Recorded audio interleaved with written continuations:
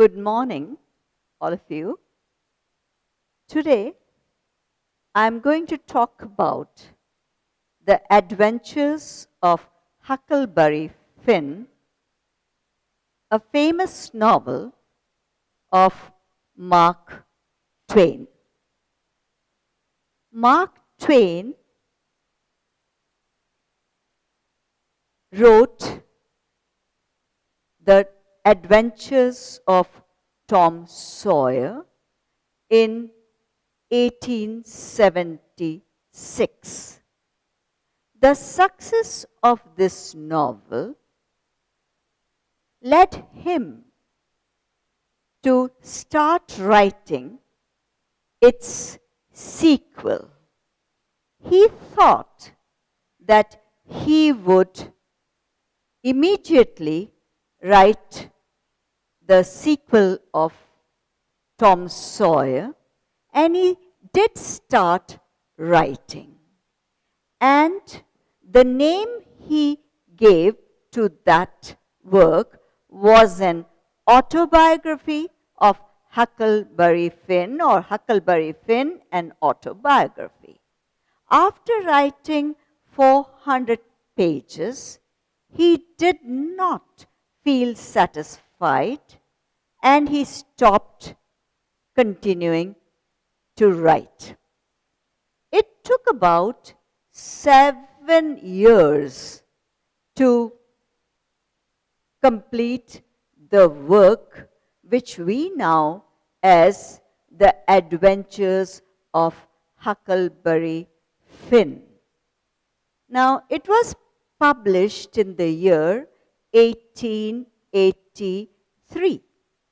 And the beginning of this novel, it shows that it is in continuation of the Adventures of Tom Sawyer, because we find Tom Sawyer in the first chapters of first 2-3 chapters of Huckleberry Finn, but later on we find that Huck Finn is engaged in his own adventures.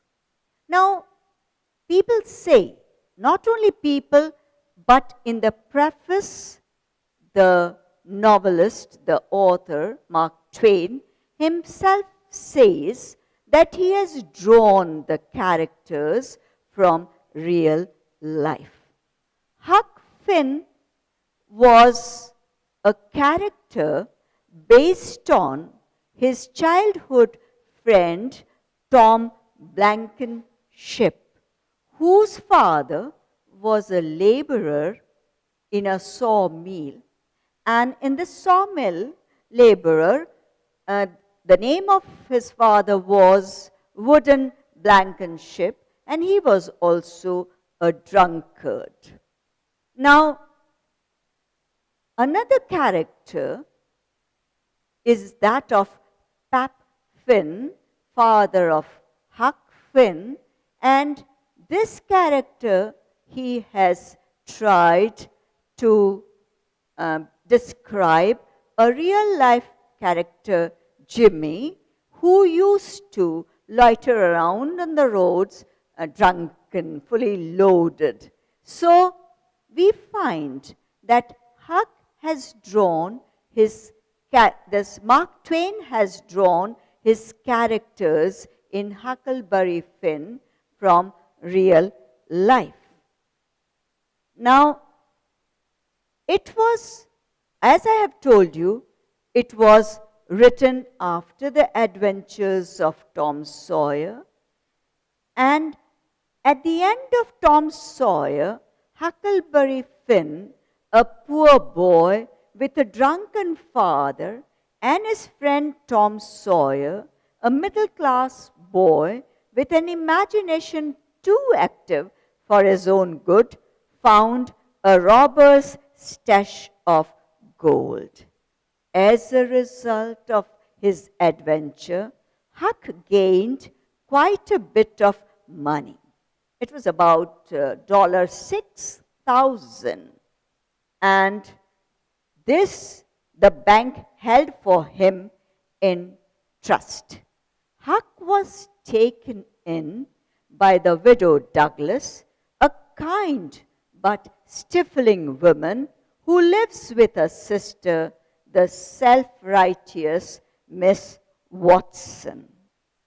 When the father comes to know about the money, he just comes to take away his son.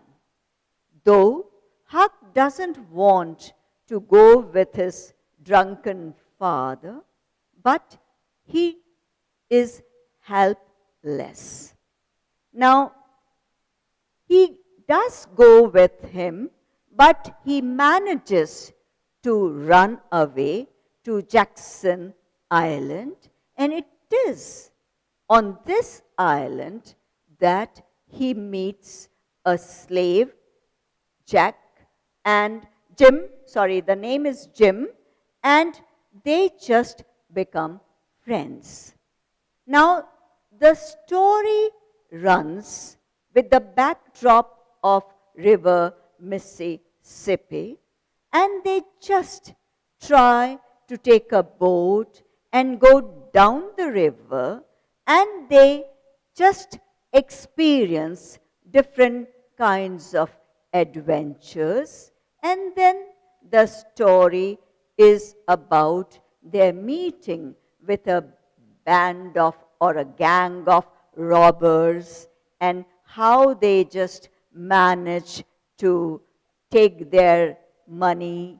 And then there are people who come to look for a slave who has run away, and he, in order to save his friend, he speaks or he tells a lie that his father is suffering from smallpox. Hearing this, the people who have come to take away the slave boy, they just desert them, and then they go ahead. Their boat is stolen, and then they meet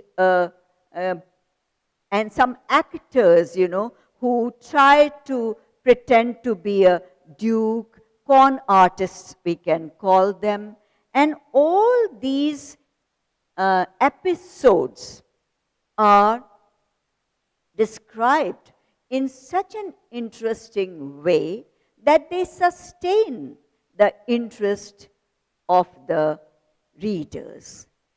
Mark Twain described the major theme of the adventures of Huckleberry Finn as a sound heart and a deformed conscience come into collision, and conscience suffers defeat.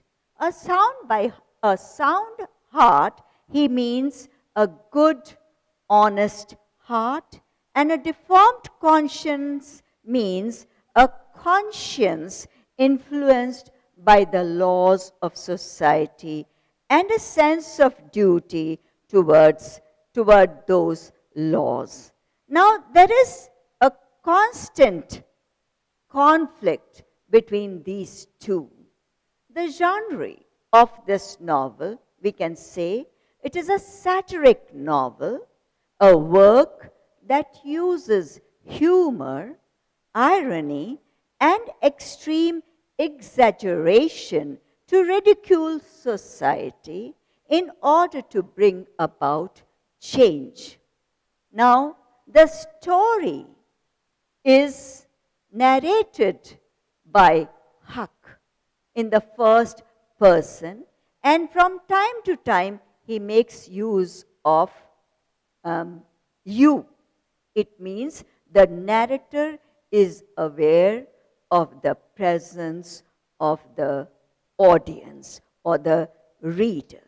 The narrator is the protagonist, but he has tried to maintain the difference between Huck the protagonist and Huck the narrator.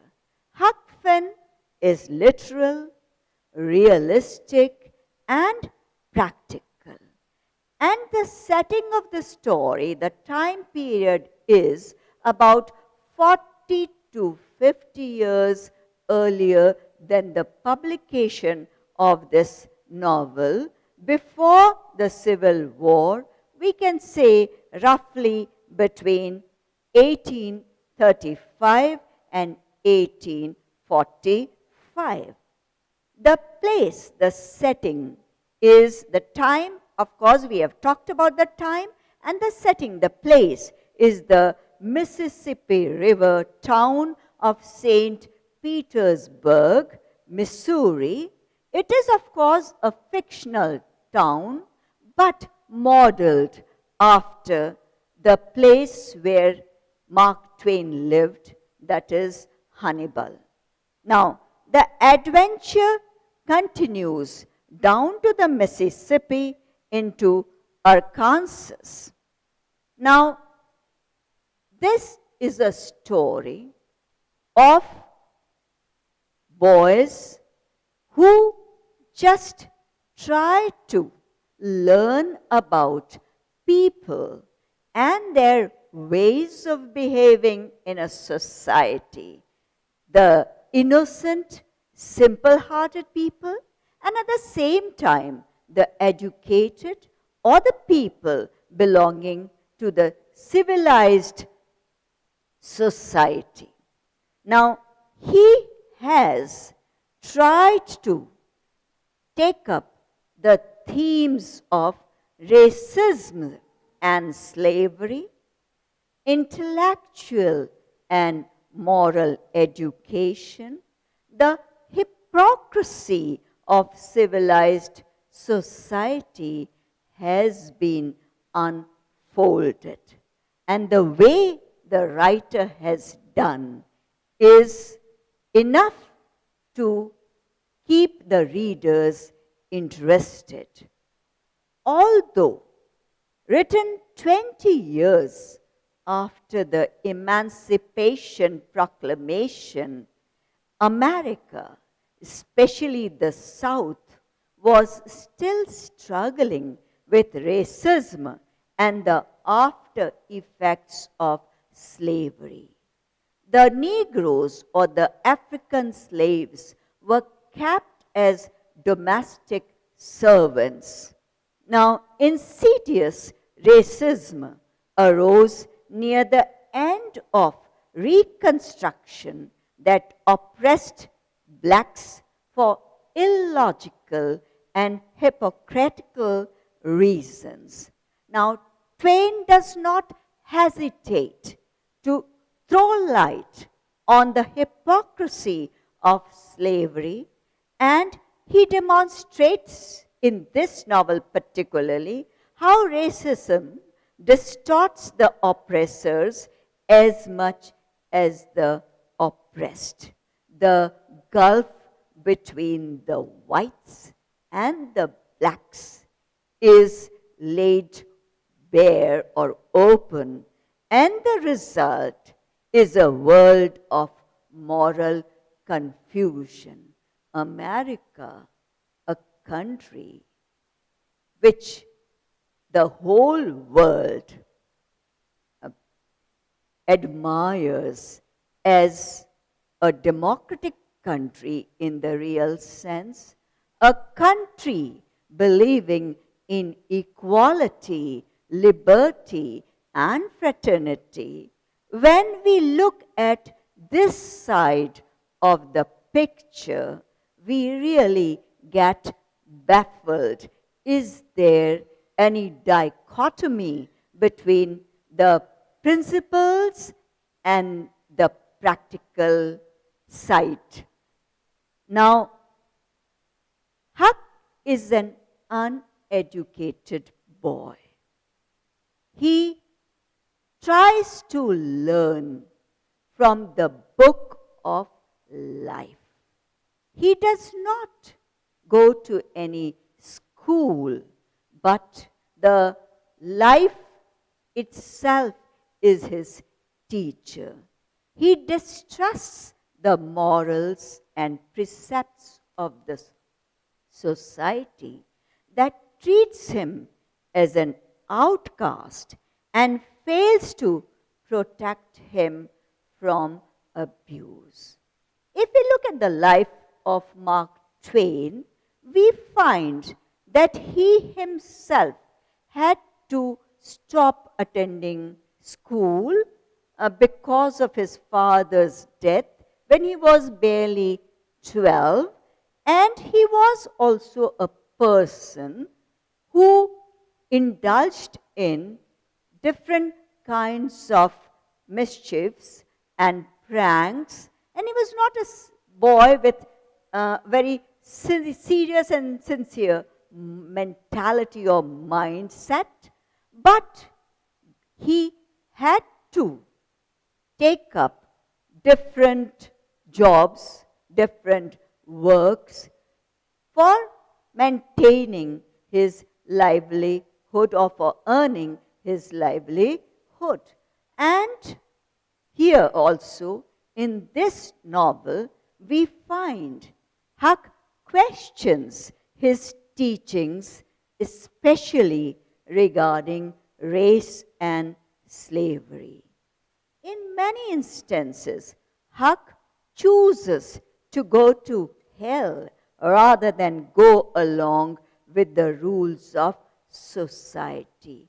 He is unable to tolerate injustice, or you can say he is not a person who is going to accept anything which is not rational. Now, in this novel, we find what does the author mean by civilized society. And through Huck, he has tried to voice his own opinions. Now, civilized to Huck means regular baths, uncomfortable clothes, mandatory school attendance, degraded rules that defy logic. Huck's drunkard, abusive father gets to keep custody of Huck because he is his natural father. The injustice of slavery that keeps Jim from his family. Seemingly good people are prejudiced slave owners. Terrible acts go unpunished, while lesser crimes lead to severe punishment. All this confuses poor Huck. He fails to understand the difference between preaching and practicing, or you can say rules which are made to help people or to harass people. He can't understand. He doesn't understand. Now, motives of this novel are many, and they are to try to point out different dichotomies existing in society, and for that he has used recurring structures, contrasts, and literary devices that can help to develop and inform the major themes of the text. The childhood of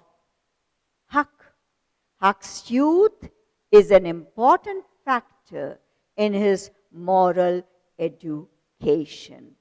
Only a child is open-minded enough to undergo the kind of development that Huck does. Lies and cons, Huckleberry Finn is full of malicious lies and scams. The lies are bad and hurt a number of innocent people. Superstitions and folk beliefs. Jim believes in a wide range of superstitions and folk tales. Although Huck is reluctant to believe at first, many of the beliefs indeed have some basis in reality. Parodies of popular romance novels. The story is full of people who base their lives on romantic literary models and stereotypes of various kinds. Tom Sawyer, for example, bases his life and actions on adventure novels. Now, this novel is full of conflicts. The major conflict that strikes us is Huck's internal struggle with his deformed conscience. Climax comes when the protagonist's conflict is resolved, leading to the resolution of the story. The climax of Huckleberry Finn is when Huck decides to steal Jim out of slavery from the Phelps farm, his own moral code, despite the fact that he believes he will suffer in hell for it. And this is a teaching of society. Now, we find that Mark Twain has divided this novel in 3 parts. Each part contains about 11 to 12 chapters, and the first part is that of Prelude to Escape, second, Journey on the Raft, and the third part, their efforts to free Jim. Now, towards the end, he meets his old friend Tom because by chance they reach the house of Tom's uncle and aunt. And there they make efforts to liberate the slave, and they just engage in this task, not knowing that he was already liberated by the owners. Important quotes of this novel, we'll talk about it later on, but it is necessary to talk about the kind of narration that takes place, the irony and satire, and the depiction of men means human beings, and their mannerisms. Now, some of the sentences or the quotes are, "That truck is trash." And trash is what people is that puts dirt on the head a day, friends, and makes them ashamed. It don't make no difference how foolish it is. It is the right way, and it is the regular way. All right then, I'll go to hell. You feel mighty free and easy and comfortable on a raft. People would call me a low-doing abolitionist and despise me for keeping mum. But that don't make no difference. I ain't going to hell. I ain't going to tell. I do believe he cared just as much for his people as white folks does for therein. It don't seem natural, but I reckon it's so. What? And not sell out the rest of the property? Human being can be awful cruel to one another. It was enough to make a body ashamed of the human race. Now, one thing we should all remember, that the novel is full of different symbols. The major symbol, one of the major symbols is the Mississippi River. In Huck Finn, the river symbolizes freedom, and it becomes symbolic of Huck's journey to discover his natural virtue. The current determines the direction of the raft as well that of Huck's life. There is a major contrast between life on the river and life on the shore, because life on the river, uncivilized, is peaceful and easy, yet not totally without danger. However, life on the shore, it means civilized, can be cruel, authoritarian, hypocritical, and reflective of what Twain called the damned human race. Life on the raft is paradoxical. Even though they are confined to a small space on the raft, Huck and Jim experience greater freedom on the raft. The Adventures of Huckleberry Finn has been a controversial book since it was first published in 1885. It was completed in 1883, but it was published in 1885, mostly because of its inappropriate language and racial slurs. Now, there are 2 points of views of Twain's most famous novel. William E. Hanley of the Athenaeum says, in Huckleberry Finn, Twain returns to his right mind. The book is marked Twain at his best. It is meant for boys. Huckleberry is the hero of such scrapes and experiences as to make your mouth water. Jim and Huckleberry are real creations.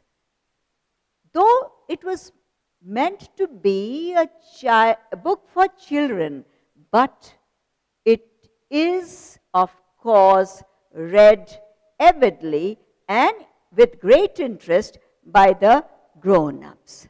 Now, the Concord Library Committee, they just excluded the book for the public library. And their opinion was that it was absolutely immoral in its tone, and it did not have much humor. If not for the author's reputation, the book would undoubtedly meet with severe criticism. It was, they thought that the popularity or the name of Twain just saved the book. The various trash, they considered it, a low grade of morality and language of a rough, ignorant dialect, systematic use of bad grammar, and an employment of rough, inelegant expressions. Now, we have to decide whether the author is to be praised, to be honest and close to reality, or whether the author is to be criticized for not taking us in an imaginary world. Anyhow, the Washington Post wrote about Huckleberry Finn that Huckleberry Finn uses the pejorative term nigger profusely.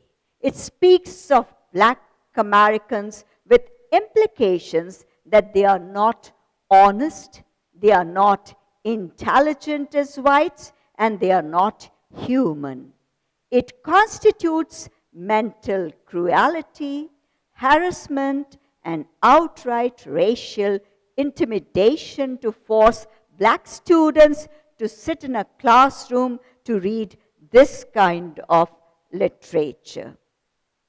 Now, there were many such opinions, some in favor of the novel, some against the novel, but it is better if we try to acquaint ourselves with Twain's views on slavery. As a schoolboy, Twain had no aversion to slavery. He was not aware there was anything wrong with it. The papers said nothing against it. Churches taught that God approved it. He took a strong liking to blacks when they worked on his family's farm. He and his family were friends with many blacks in his hometown of Hannibal. Twain's family owned a slave that he deeply admired. Twain called him Uncle Dan. The character of Jim in Huck Finn is said to be modeled after this man. He is also mentioned in several other Twain stories under his real name. So I don't think that Mark Twain had any aversion to slaves. Of course, he wrote against slavery. He didn't like the idea of keeping people in bondage, treating them as property. And in fact, we can say that he was a person full of compassion for all human beings belonging to various classes. Huckleberry Finn is a novel which the adventures, which is a story of adventures, which is a story which throws light on the importance of freedom, which throws light on morality, the real morality and the pretended morality. So, this book, of course, is a commendable effort on the part of the author. Thanks.